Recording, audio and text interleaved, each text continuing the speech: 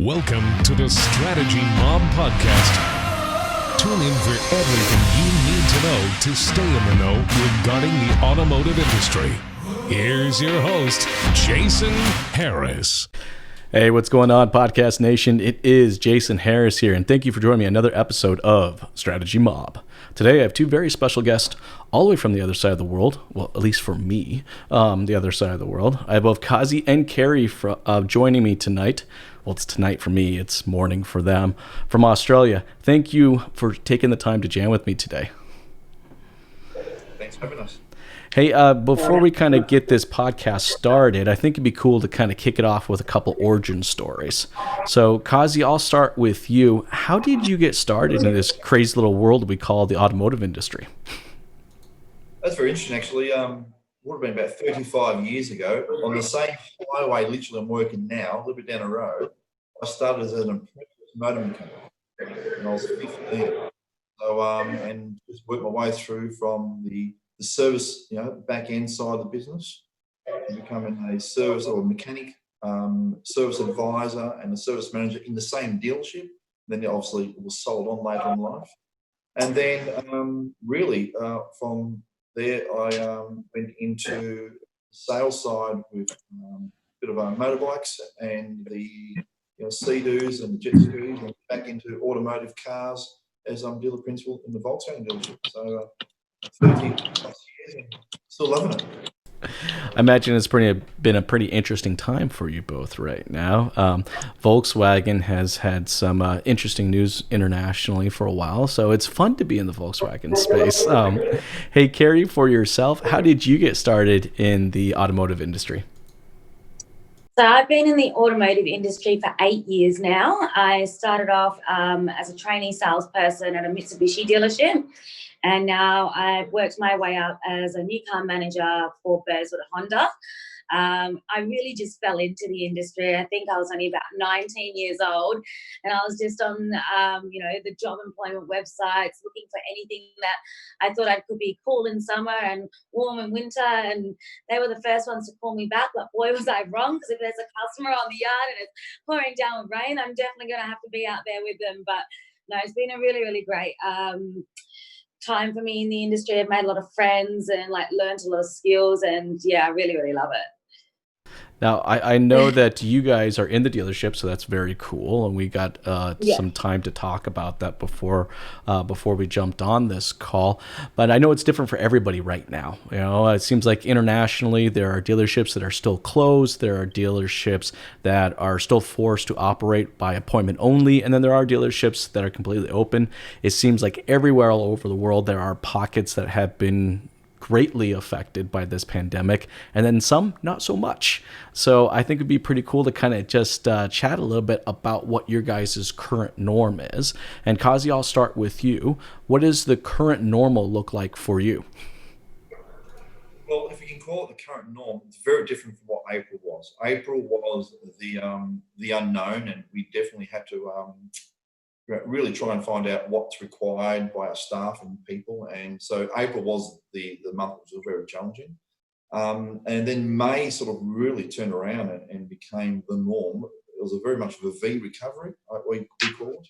And so it's very busy, actually. Even on our Saturdays, we have to keep some of our people outside the dealership in terms of the showroom, because we're numbered on how many people can come in.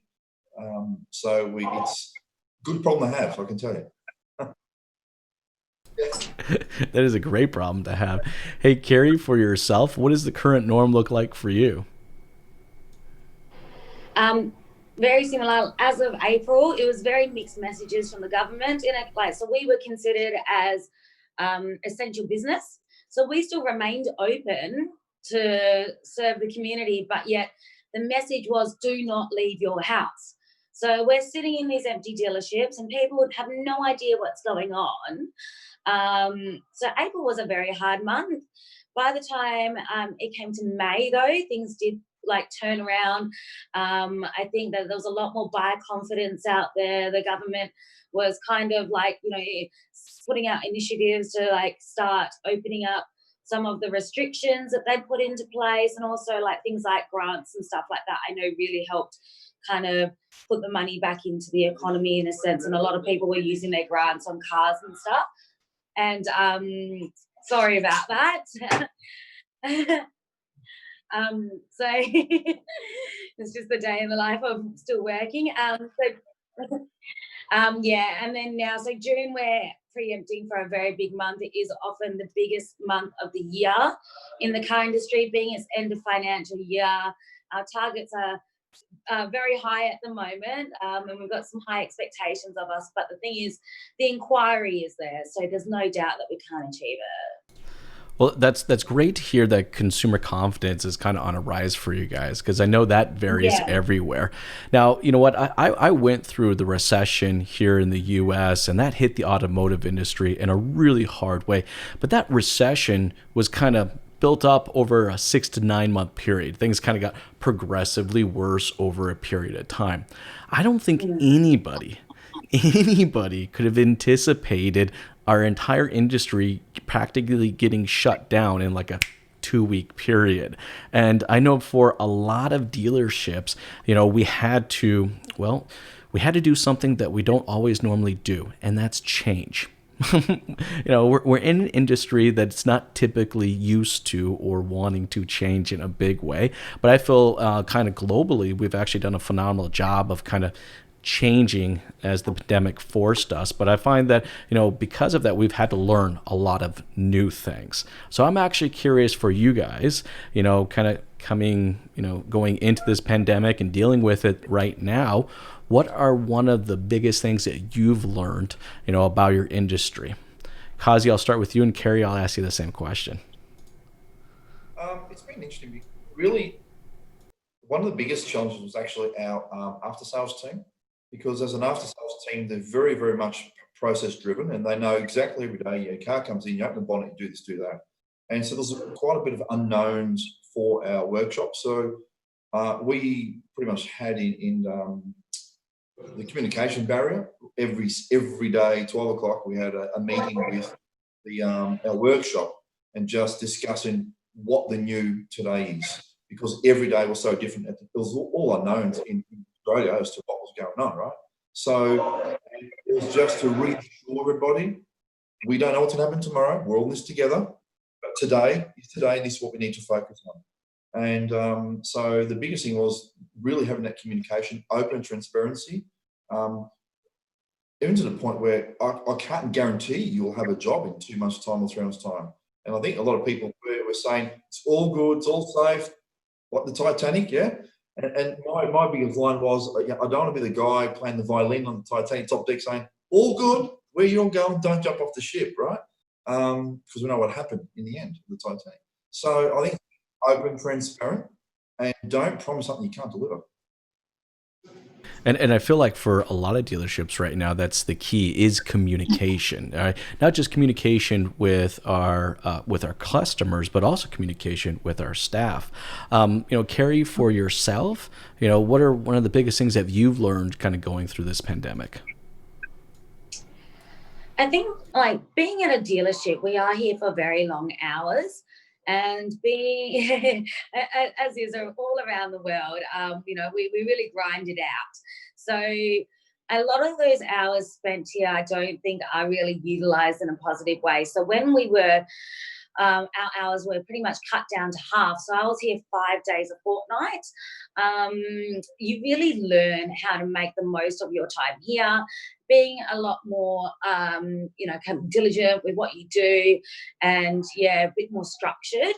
And to be honest, once you kind of have a good routine in place and really able to set your appointments for the days that you're there and all your handovers and stuff like that, I think that I've learned that you can utilize your time in a lot better. I was working from home quite a bit. And I think that my job can easily be done off-site as well as on-site. That's what it's really taught me. But at the same time, it is also not only I was working, reduced hours, so was the administration, servicing, the pre-delivery departments, all of that. So it's being able to, again, communicate with each other and also communicate with the customers, because it is an unknown time, and just making sure that everyone is aware of where everything's at, so like we can continue to run smoothly. No, that's very true, Kerri. I mean, a lot of dealerships have been doing a lot with a little lately. And, they've kind of gotten used to being able to kind of do a lot with a little. I think for a lot of owners out there, I think their eyes have kind of opened up to, the idea of being more productive, not necessarily just throwing more bodies at a problem. So, I mean, I know there's a fair amount of dealerships out there that are playing with that idea of how do they restructure their schedule. I mean, Kerri, you're 100% right. I mean, everybody knows in the automotive industry, it's bell to bell. It's from morning to evening. It's lots of hours. We can all admit that our industry doesn't have the best family life, work-life balance. We spend a lot of time at work, but I'm finding a lot of dealerships are now thinking about that. Like, can I structure it where my staff does spend more time at home, communicating, with customers online, and then coming in just to do the walk around and the payment presentation and the sale of the vehicle. I'd like to get kind of both of you guys' thoughts on that of, should we restructure our business model to adapt to kind of a stay-at-home type, work-life balance? Kosi, I'll start with you, and Kerri, I'll ask you the same question.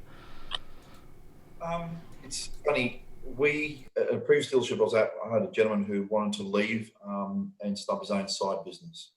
And the conversation I had with him was, your wife's pregnant, you're going to try to start this new business with no data, no customers. I said, what if we try, see if it works with both of us, what if we try 3 days a week? He'll work in our used car department, and he was roughly selling 15 to 17 cars a month as it was, right? In a 5-6 day week. So I said, how about we try 3 days a week? And what we found was very interesting. So he was very structured, and we had specific structured things. So he found that when he did come into the dealership, there was none of this chit chat and talk about football and motor race. It was, I've got an appointment at 10 o'clock, I've got an appointment at 11 o'clock, I've got an appointment. And it was, so we found until he grew his business on the side, he was still selling 15 cars a month, working 3 days a week. Right? And I remember when my CEO said to me, he goes, talk about this guy here is on 3 days a week scheduled, yeah? I said, yeah, and he's doing 15 a month. I said, we need more of him. Right? And this was 2 years ago. So we try and promote. We have some mothers coming in who can't work 5 days a week. And so they've got a structured system as is for the children. I think it's important to make sure that we understand we have a very good mixed dynamic of male to female in the dealership, and have the opportunity that if people want to work on it, they don't necessarily have to work the 6-7 days. So I think moving forward, and Kerri, you said it, and I didn't work, I, at the time going to Special April, I thought it was important for me as a leader to be every day. But I know for a lot of people who did have that 3 days a week, they felt a bit lost where they didn't have that structure. I don't know, I'm going to work, and then, so having a structure, and you find that if people, they'll come to work and they'll get things done in a shorter amount of period of time. They don't stretch it out. And you know what? I find the customer is the one that actually benefits from that. Because that salesperson or that advisor is very, very, very focused. They're very structured, to your point, Kosi. They know exactly what they want to accomplish. All right. A lot of the conversation, a lot of the communications can already happen before the customers come into the dealership. And, when they come in, it's like, okay, we got 4 or 5 things we need to accomplish. It's just boom, boom, boom, get it done. It's better for the dealership. And I think it makes for a better experience. I mean, I don't think anybody wants to spend 4.5 hours in a dealership. Maybe a few. I could be wrong. But I think in general, most people don't want to spend 4.5 hours in a dealership. Kerri, what do you think? Do you think our industry could embrace this, 3-day-a-week type philosophy, this working from home, that this pandemic has forced us to do? Look, I think that this has been a debate for quite a long time now. And the whole way that the consumer buys a car has evolved and changed over the years. Everyone's doing a lot more research work because all the information's available online. Whereas, 20 years ago, without the use of the internet, people had to come in and see us. And what we're finding more often than not is a lot of customers are coming in and they know a lot more about our cars than us, and they know a lot more about the competitor cars than us. And all they really need to come in for is to see and drive the vehicle.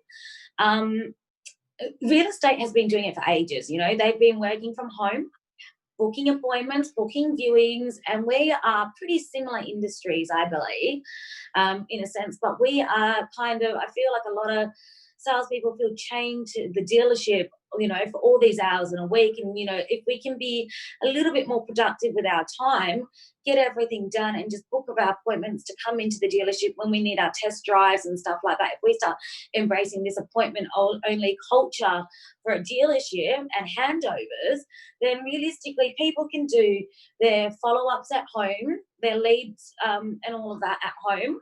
And if it all comes down to how, you know, motivated that salesperson is at the end of the day. I mean, they can kick back at home and play PlayStation all day and not achieve an result. But if you've got someone that's very driven and who really wants to succeed, they will make it work and they'll still achieve 15, 20, 25 cars a month without a problem. Yeah. No, I agree with you. I think it all comes down to the individual. And I think what a lot of dealerships are seeing right now, you know, through this pandemic is the cream rises to the top. You're seeing real leaders really leading their teams. You're seeing real sales professionals be real sales professionals. And I think what we're getting to see is almost kind of the bottom third of our industry, maybe not coming back. Like I don't know. I know it sounds bad, but I actually think I'm okay with that. You know, like I'm okay with that. I'm okay with having just the professionals and the best of the best lead our teams and the best of the best help our customers. I'm okay if some people kind of fall off from that. Now, I'm actually curious because, Kerri, you mentioned something about kind of your online presence.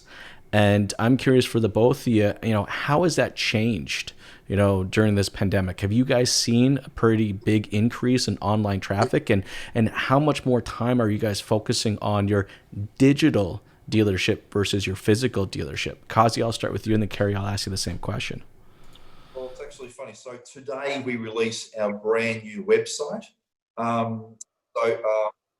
Yeah, absolutely perfect timing, right? So we've focused. It's funny. So I've been here exactly a year yesterday in this dealership. So a year ago, the digital presence was very, very little. So since then, we had no marketing manager actually in the dealership. And now I've actually got 2 marketing managers in the dealership. So we actually spend a lot of our time in that digital area. But it's specific. So, you know, I hear this question all the time. People ask me, you know, what are you doing about SMS blasts? I say, well, an SMS blast doesn't work. It's great saying, you know, the place on fire, do not come to the dealership. That's great. That's where it works. But I think there has to be a specific marketing campaign to a specific model and demographic if you want to have a good outcome. And we find that with my 2 digital people, one is very analytical and has she's set and do all the data and tell you who drives what, where, and so forth. And the other guy is great on getting all the pictures and all the video. And I think video, as you said, and I've watched some of the other podcasts, is definitely the future. And I believe, unfortunately, I think Australia is behind what America does. America's 10 years in front. And we are starting to definitely get better with video and sharing our, if someone rings up about a car, or we're trying now to get into the mood and get the people comfortable in front of the video is one thing, right? And saying, hey, Johnny, well done. And you see it now. I think it's an American thing too. The video is definitely the way. And one of the challenges is to convince the people, the old dinosaurs, that it is the way in groups. But they'll be left behind. He said some dealerships, if they're going to be gone, they're gone. But I definitely think the video and digital is put more money into that area and less in those old newspapers, because those things are just dead in the water. And you know what it is? At the end of the day, it's just how the customer wants to communicate. Like I think we're at the point with video that it's no longer just kind of a good idea or a best practice. I'm with you, Kosi. I honestly think it's just a mandate. It's like enough's enough. It's just something that has to be done. I mean, Kerri, I know you were early on in creating video. You guys want to hear a funny story? I'm at home a lot right now, so I was cleaning out the basement of my house, and I found my old flip cam. And it was the first camera that I used at the dealership. And, I posted my first video in 2006. 2006 when I posted my first video, and I had a lot more hair. I had to talk really loud because the microphone in this camera was total crap. But hey, this was a really advanced camera. It had a whole 1 megapixel. All right, this was top of the line stuff at the time. but no, Kosi, I'm totally with you on this. I think from a communications perspective, it's how the customer wants to be communicated with. As an industry, I think it's no longer a good idea or best practice. It's a mandate. Hey, Kerri, for yourself, I'm curious for your dealership. How has your online presence changed in the past few months? I believe over here, we've always had a decent online presence. For the last few years when I was selling cars, I'd always been massive on video. And I think that was obviously something that helped me get to where I am today, because I was always on the front foot. I was one of the first people in Australia heavily doing video. I was aiming to do 1 or 2 a week at least. And so with that kind of background, when I came into management, I kind of put that into practice here for my sales team anyway. So we were just taking videos of, particular models. And when someone inquires on that model, we've just literally got that database there, just sitting there, and we can shoot them off. And I highly recommend that my sales team as well personalize it a little bit. So rather than just using one of our database, you can use it if you don't want to get in front of the camera. But if you can say, do a selfie video, make it personal. It doesn't have to be perfect. I think the imperfections are the best part of it as well. It's like, hi, Mr. and Mrs. blah, blah, blah. This is the demo behind me that you've just inquired on. Can't wait to show you through the vehicle. Give me a call when you can so we can chat about it further. It only needs to be 15 seconds. And so a lot of salespeople are kind of on the front foot with, handling inquiries, trying to call people, SMS people. But if you've got that video that gets shot through to you with a face, you're going to be way more remembered than anyone else. But I think coming into the pandemic, I think it has become a little bit more for other people. We've been doing walkarounds because obviously people can't come in. We've also been doing kind of like Zoom video handovers. So we've been doing contactless handovers. We'll leave the car at the house and then we'll do a walk around at the dealership explaining the features and whatnot. And I think that, even without this pandemic, we've got people with illnesses, he can't leave anyway. If we make this more of a procedure that we offer to all of our clients, I think it would be really beneficial. And as I said, there's so many people sitting behind the computer screen these days who don't want to come in. They really don't. So we've kind of got to tailor to those people who rely so much on the technology side of things to learn about the vehicles. No, I'm with you, Kerri. I mean, I think the customer's changed, right? I mean, in 2 months, right, the customer has changed in a huge way, and it has forced us as an industry to change as well. I mean, it's no longer acceptable that we create a process where we require the customer that they have to come to the dealership. They got to come in. They got to come in. They got to come in. They got to come in. It's like now we need to have 4 or 5 different processes depending on that customer's confidence with us and what our precautionary efforts have been, so on and so forth. Now, you guys have both mentioned marketing, and here's something that I'm getting asked a lot right now, and I'd love to get both your guys' thoughts and opinions on this, is a lot of dealerships are asking me, like, Jason, what should I be marketing right now? This is not the time where you're standing on top of your dealership yelling huge discounts, low lease rates, and which is typically, as an industry, how we market. But I would love to kind of get your guys' thoughts and opinions of what a dealership should be marketing right now. Kosi, I'll start with you, and then Kerri, I'll ask you the same question. I think it depends on what's transpired in the last month, especially in May, because April, I said, it was very disastrous, and May, people out and about. And right now, what we're finding is the clients want to come in and they want to buy a car. So therefore, we need to make sure that we have the vehicles available so that they view the car, drive the car in a very short period of time. As you mentioned before, they don't want to be for 4 hours. They're mindful of how many other people are coming in. They don't really. So we have people that they can see are cleaning the cars whilst they're here. So the car comes back from road test, someone's spraying the door handles, walk around the car, so they can visually see it. And this is again opinions. I think there's enough people, manufacturers out there telling everybody we're doing all these wonderful things to make it safe, right? And I think I don't want to be another dealership telling everybody we're spraying the whole world and we're doing this and that, right? It's the obvious thing that we're doing. I think it's very important to show that it is safe to come to a dealership, but when they do come in a dealership, whereas previously they'd come in 3 times, they visit 3 dealerships, they're coming now one dealership and they want to be there for half an hour, buy the car. So I think, again, go back to salespeople, they need to have the information, and as Volkswagen says, know who I am, know your product, know the information, be precise, right? Very diligent, true to the fact, sell the vehicle, and let it all happen. Whereas we don't want to flounder and wait 3 hours and chit chat. They don't want to be here that long. Right now, they don't want to be. So I think it's understanding the client, exactly know who I am. No, I'm with you, Kosi. I mean, I think customers right now will want to know, what is the process. I mean, I know for a fact right now that if I go, to the grocery store to pick up groceries, I mean, before I go to the grocery store, I get the 10 things I have to do before I go. It is really, really clear and very well defined. And I think there's a lot of customers out there that may be in market for a car, may be needing to get their vehicle serviced, but they just don't simply know what is that process. And how can you be confident in doing something like that or a transaction of that size if you don't simply know the process? I'm with you. I like that. Marketing the process makes sense.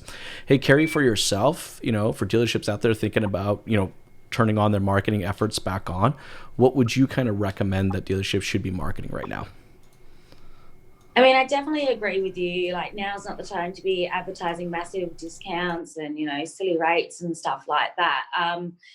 At the end of the day, we are like an influx of so many good cars at the moment. So the buyer's choice is crazy. And to be honest, they're all very good cars out there. They're not going to really make a treacherous decision. So I feel that, marketing yourself, the history of your dealership, putting that kind of into the buyer's minds rather than just your product, even because a lot of them already know the product. They need a reason to buy, because let's just say, here in Western Australia, we've got 4 Honda Metro dealers. So we've all got the same product. We can all do the exact same price in new cars. It doesn't really matter. You have to market yourself. That's what's important. You need to give a person, not just to buy the car, but to buy the car off you. Why it's important to buy it off you. And I've got a young trainee here. She's a young mum. And I've told her, tell them your story. Tell them about your little boy and stuff like that. Because at the end of the day, you create relationships. It's not about selling. It's not about discounting. It's about forming relationships with your clients and hoping that they refer people back to you or come back to you in the future. And we've got to bear in mind that for us, we sell cars every single day. For us, the glitter of it is not always there. But for these people, they might buy a car every 4 years, 6 years, 10 years, even 20 years. So we've got to make it special for them. And I think, yes, signposting is very, very important. Like you said, being upfront with the process. Some people they want to come in and test drive and get an appraisal and do it all in 20 minutes. But I think it's important that we need to let them know, all right, so basically what the process is, we come in, I'll have a chat about your options, we'll figure out what vehicle's important for you and show you that vehicle. Then we'll take you on a test drive. Whilst we're on that drive, we'll do an appraisal of your car. So when we come back, we are ready to talk about the figures. How does that sound? And when you're upfront about the whole, every step across the way, they can't come back and say, I didn't have the time for that. And if they don't have the time for that, we reappoint for a time that they can do all of that with us. So it's really, really important that we are being upfront and open about exactly what we need to go through whilst they are here. I think that's great, Kerri. But you know what we just said, and all three of us agree on this, is that we should be marketing people and process. Did you see the word, the other P? Price. we didn't even mention it, did we? Like we didn't even bring it up in our conversation, and I think that's quite interesting because as an industry, I'm beginning to realize that maybe we're understanding that is probably not the most important thing, to a customer. I'm not saying that it's not important; it is, but it may not be the most important thing. And I agree with both of you right now that I think people and process is more important than price. That's awesome. And I think if we continue to market those two P's, that our consumer can feel more confident in actually doing business with us as a dealership. Confidence. I want to talk to you guys a little bit about confidence, consumer confidence. But the other subject that I'm really kind of interested in right now is our staff, employee confidence. And I just don't hear enough people talking about this right now. Guys, I have to admit to you that this is the one place in our industry that I've been a little disappointed as far as us as an industry. I'm finding right now, out of the hundreds of dealerships I've spoken to in the last couple of months, that it's almost kind of split down the middle. I think about 50% of them are doing a great job of communicating to their staff and their employees and building the confidence up in them during the pandemic. But then I hate to say the other 50% has been sticking their fingers in their ears and been sticking their heads in the sand and just going la la la la la la la la la until this whole thing is over. And I would love to kind of hear your guys' thoughts and opinion on how we keep our teams motivated and how we keep the confidence high in them right now. Kosi, I'll ask you, and then Kerri, I'll ask you the same question. I think it's important, like as a dealer principal, I have 7 departments in the dealership that I have to make sure are firing all at once. And my sales manager and my GSM, they sometimes somebody go away because I spend a lot of time on the floor. And I think we know how serious the world is right now. We know what's going on. It's very obvious. But you need to have a bit of a fun time around it. And like we just joke around about, okay, how many steps have you done for the day? So everyone's on their phones. I've done 6,000. I've done 4,000. So you got to sort of inspire the team to just have a bit of fun and have some these initiatives on a daily and a weekly basis. We had a guy last month, he sold and delivered 30 vehicles in a month, right? Now, in a pandemic times, we've not done this in the past. So why has he able to do this now? Right? You've got to ask that question. So it comes back to what we were saying earlier, is having those principles and being strategic and intent and no mucking around. So I think you need to be a part of your team, and you can't be hiding behind a laptop looking at the data and saying, I need another $1 here, and I need another quarter, you call it, over here. I think now's the time to be with your people and not behind a computer. You need to be part of it. You need to be on the floor, and just need to be a part of your team. No, I think you're 100% right. Like I said, we mentioned this a little earlier, right? This is when you're seeing true leaders be true leaders, and you need to be a part of that team. And I agree with you. Something a little fun. I like that. I like the step challenge. I think because in a dealership, man, we walk a lot. And when I was thinking, like the first dealership I worked at, set on 25 acres. And wow. it was a monster. You had to use a little golf cart to get around the place. Of course, when I first started, they all messed with me and they removed the batteries out of them. So then literally the first 2 weeks I was there, I had no golf cart, and this was in 110 degree weather. And I remember they would tell me to go get a car that they knew was 2 cars deep and was on the other side of the lot. I was picked on a lot as a new salesperson. Hey, Kerri, for yourself, kind of what are your thoughts on how do we keep our team motivated, during the pandemic?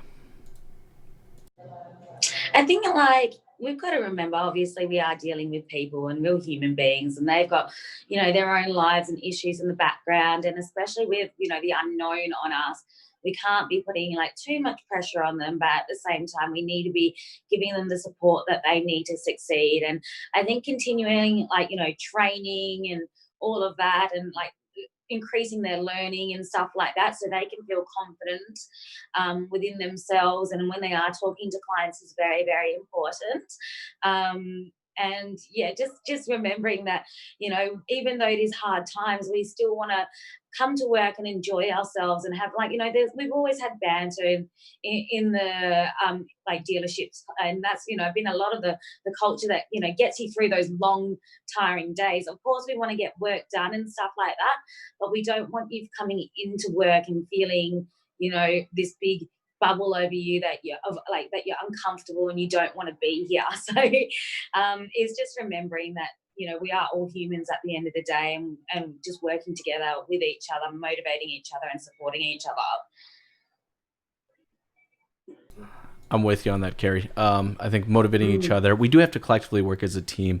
But I think but to your point, Kosi, there are leaders. Like, there are leaders. I mean, when I think about, you know, my entire career in this business, you know, I had a couple managers that were just phenomenal people. I mean, they were, you know, before they were a manager, before they were a car salesman, before anything, these were just phenomenal people. And, you know, they really influenced me and motivated me. And I'd have to say that I'm a byproduct of being able to work with some phenomenal people over the years. In fact, that's actually kind of a great question. This will actually be the next question I'll ask for you guys. You know, who has influenced you the most when it comes to, you know, to how you approach your work? Kosi, I'll ask you, and then Kerri, I'll ask you the same question.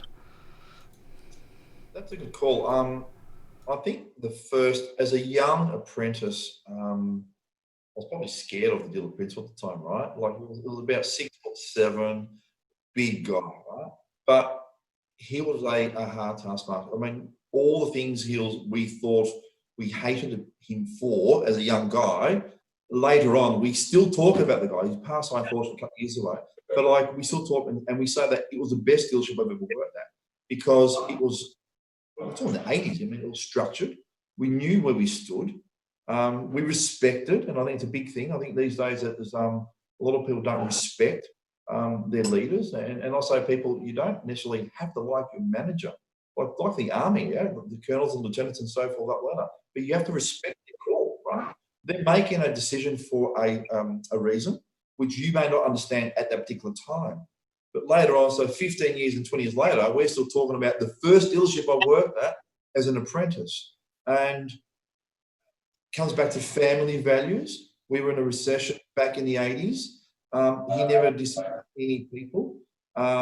We could see the stress going through the business, but as a young kid, you don't really understand really the monetary side behind it. But I think in terms of, we need to take snippets of information from all these good leaders we've had in the past and build that upon where we are now. And I think the family values, trust, it all comes because the product, as you were saying before, Kerri, like, there's the same cars everywhere, right? Why do people buy from you? Because they like you, because you're trustworthy, you know, you show empathy, all these things. So I think the human factors have to come out, and you find that the human factors that you've liked in previous leaders or managers, you like that, right? So therefore you remember those things. And sometimes we'll discipline for whatever reason, but we go, okay, fact, yeah. They're things of growing up in the car dealership environment as a young apprentice mechanic at the time, right? Yeah, I remember the first dealership I worked at, if you were late, all right, for a Saturday morning meeting, you had the choice to drop and give the person 20 push-ups or give them $20. And you know, there was a lot of hazing. It was very much so like a minor frat house / military, but you know, I call the industry the island of misfit toys, because I think it's the best way to describe our industry, because we're all kind of like that.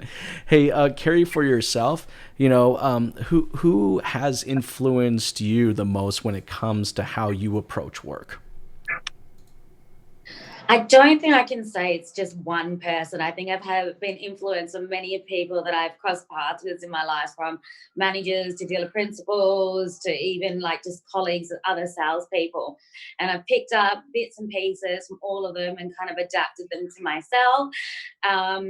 I've seen some really good traits to have, and some traits that I wouldn't want to pick up and put on myself. So yeah, I've been at a few dealerships in my time, and I've seen some more empathetic side dealerships, and some more kind of, like you say, like drill sergeant style dealerships. And in a sense, if you can kind of like get the best out of all of those pieces and put them together, and you can mold something structured with obviously thinking about the people at the same time, I think that's what you need. Like, I've seen, we used to have like a punishment car, which was like a bunky trade-in, which was spray painted all over the side, basically saying that like I was late. And then, then you'd have to drive that for a week. And those are sorts of things that I've been brought up and seen as well. And, like everyone has a laugh and all of that. And, that's kind of what the car industry has been in the past. And I don't know if I'd personally adapt that into my own management style, but like there's definitely things out there that, I've seen and molded into who I am now. So, yeah. No, I'm with you. We, having those experiences, we've seen the good, we've seen the bad, we've seen the ugly, and I find that the funny thing is I would never give any of it up. I mean, I was at some pretty bad dealerships. I'm not gonna lie. Like, I mean, one of the first dealerships I worked at, they had a culture, and the culture was nothing but money, and but I guess it taught me a lot of what not to do. What I find interesting right now is that even though that we're in a pandemic right now, or just coming out, I guess, I don't know, it just depends where you are in the world, I guess. But there are new people coming into our industry, which I'm actually kind of surprised by. But I mean, I'm finding new salespeople coming in, because I get DMs on a pretty regular basis, say, "Hey, Jason, I'm brand new in the industry. What kind of advice can you give me?" And I'm so surprised that right now we have people doing that, and I think it's great. That says a lot about our industry, and that makes me excited. But I would love to kind of hear from both of you guys. What's a mistake you made early on in your career, and what did you learn from it? Kosi, I'll start with you, and then Kerri, I'll ask you the same question. I think as a young guy coming through, I think young people think they know everything, and we tend not to listen, right? I'm trying to talk to my 8-year-old son at home. Yeah, I know. He knows everything, right? And so therefore, I'll pass him on to mum, and mum can have a chat to him. So I think younger generation, I'm talking about quite young, they sort of think they know everything. So it's a very unique industry. And I think surrounding yourself with people, I've got a guy who started as a cadet at the age of 33, and he actually now works here with me, right? So when he came on board, he knew nothing, and everyone's like, "He's no good. It's not going to work." So we'll teach him the right way, teach him the correct way. And he's one of the best guys we now have. And I think the important thing right now is fresh people are good. I like young, fresh people who've not been in the industry, right? Like you see people being, I've been doing this for 40 years, and you're still no good at it. So what did you learn 40 years ago that you've done continually for the next 40 years? So I think younger people, the good side of it, they adapt to new ways, right? Which is a good thing. Older folk, we don't tend to adapt, but it's your choice, right? You're left behind, or you move with the younger folks. And so, but I think the thing is, mold the people with all the right tools. And my biggest thing is to surround myself with people who are better than me in all areas that I don't like doing, right? In all the analytics, in all the, so you got to surround yourself with the right people. But when you do, mold the young people with all the information, and they will become stars. That's so true. I really agree with that, Kosi. I mean, I think one of the biggest keys to the success I had at an early age getting into this industry was my ability to eat humble pie. It's really what it was. I mean, when I think back, and a lot of people ask me now still, what's the best advice I can give them going into the industry? And I'm like, be humble, learn, learn what to do, and you're also going to learn a lot what not to do. Hey, Kerri, for yourself, what was a mistake you made early on in your career, and what did you learn from it? I think that I started in the industry so young, and realistically, it was my first real job, to be fair. So I had come straight from uni from earning no money into this industry. And at the time, even as a trainee, I'd fallen into, quite a really good industry and been able to earn a lot in my first year. And I think that you kind of, you forget about your hardships prior to, and and especially when you are doing well so quickly, you can kind of, skyrocket your ego a little bit. And then even like with managers and stuff, and I think it's taught me, as a manager, how to handle people who, may think that they know the process better than you. And I think that is a lot of the thing with Gen Y as well. So you've got all these millennials who, unlike the generation before, who believed in really working hard and sticking it out and, putting blood, sweat and tears, they want to find, easier ways to do things, quicker way to do things. And they may think that, sometimes they can do things better than people had done them beforehand. It may not always be right, but they're always more innovative. They're coming up with ideas and stuff, and they're not afraid to say them as well. Whereas previously, you kind of just shut your mouth and do as you're told, whether you like it or not. So I think that, me being a millennial myself, always having ideas, sometimes being shut down, and I really didn't like it.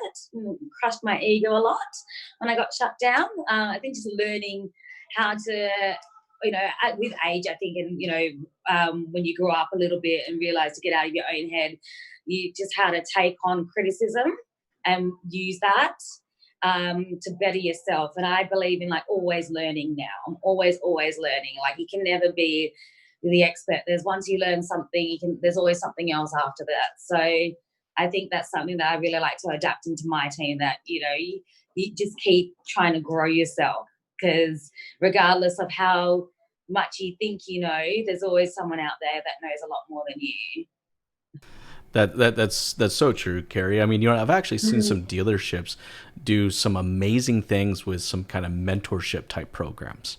So, they'll partner up some of the younger, newer staff with some of the older staff. But what they do is they don't have the intention of having the younger person learn from the older person.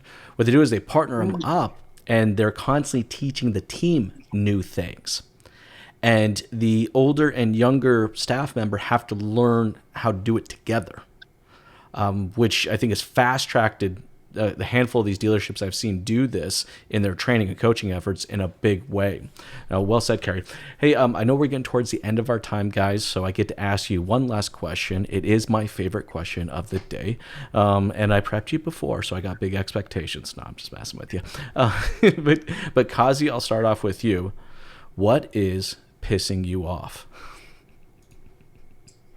Well, I think really right now in Australia we have this JobKeeper system, and so the government's obviously subsidising some of the wages, right, in dealerships. And the thing that's pissing me off, the people are really playing the system, and they're taking their days off and they're doing that. So to me, the unfortunate part of it is that everyone can see who you are, but you can't hide, right? And so, we talk about what happens in September when all this JobKeeper stops. Unfortunately, they're in the scope of everybody. So if you talk about who will be the first people, I think right now that as a team, you have to be a team member and team player. If you want to be an individual and play the system, no problem, go for it, yeah? But we can see you, right? You can't hide, right? So come September, that's going to be the unfortunate potential, a chat where if they don't like being in the dealership or whatever the case may be, no one's keeping them here, no prisoners. I'm with you on that, Kosi. You know what? If you're not a team member, get the hell out of here. All right, Kerri, you're up. I know she got this big old grin on her face. She's got a good one, I can tell. All right, Kerri, what is pissing you off? There's a lot that's going on like this year. So there's just so much to try to button down one thing. We started off obviously, with the tragedy of Kobe Bryant. Then Australia started burning into flames. And, we had to work hard as a community to help each other out. And then obviously all the COVID-19 stuff came into play and everyone was so unsure. And now there's the George Floyd and all the protests, and there's a lot of anger in the world right now and confusion. And I think the worst thing about it is in 6 months' time, probably no one's even going to remember any of it. So what are we going to learn from it at the end of the day? It's been a really trying year. And I just want us to be able to make progressive movements from this. But in reality, I don't know if we will or if we won't. And I'd like to see something happen from all of this, from all these struggles. But we can only wait and see. I'm with you on that, Kerri. I mean, until they have a vaccine, we're in this new kind of social norm. But I'm afraid, along with you, that once they have a vaccine and everyone's got it, it's just back to normal. And I hate to see that, because I think as a society, we're pushing forward faster in ways than I think we ever have, in spite of this pandemic. Hey guys, for everyone out there that's watching and listening right now and would love to connect with you and kind of follow along with your journey, what is the best way to do so? I'll start with you, Kosi. Yeah, Brighton Volkswagen is where you can find me in Victoria. So also we have contact us there. So that's the best place to find me. Awesome. Hey, Kerri, for yourself, what's the best way to connect with you? I've got a number of social media profiles. So you can follow me on Instagram, which is Kerri Mungar Honda.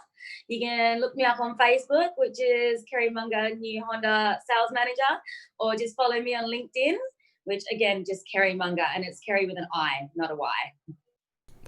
I imagine you probably get that a lot, don't you? Yeah. Hey guys, thank you so much for taking the time to jam with me. This has been a ton of fun. You guys have yourself an amazing day. Thank you. You too. Thank you.